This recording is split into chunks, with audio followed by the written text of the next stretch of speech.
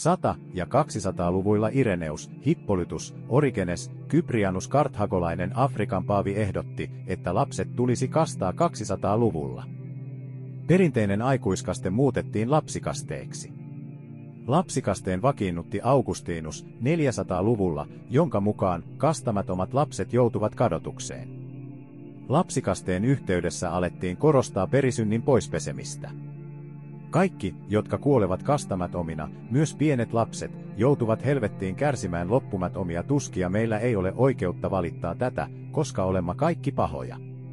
Hän katsoi, ettei kukaan voinut pelastua ilman kastetta ja kirkon jäseneksi tulemista.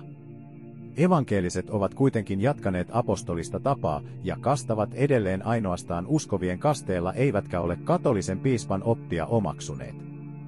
Jeesus itse esimerkkinä. Johanneksenkin kasteen ottaneet kastettiin myöhemmin Herran nimeen.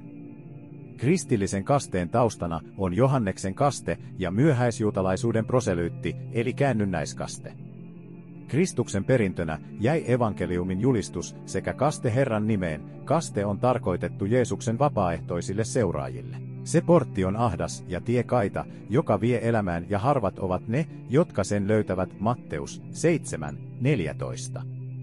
Veden pirskottaminen päälle ei siis ole kuin siunausta muistuttava toimitus, joten sitä ei voida pitää Kristuksen kasteena.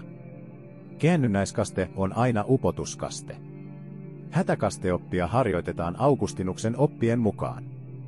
Hätäkasteen voi toimittaa kirkon jäsen tai muu kristitty, jos lapsen pelätään kuolevan eikä pappia ole heti saatavissa.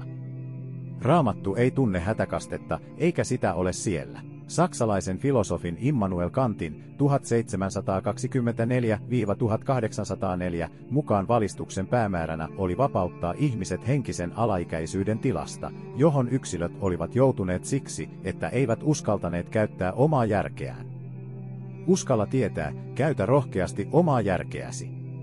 Augustinuksen historiaa ja elämää käsitellään myös suomalaisessa lukiouskonnon opetuksessa. Kyse ei ole fiktiivisestä henkilöstä.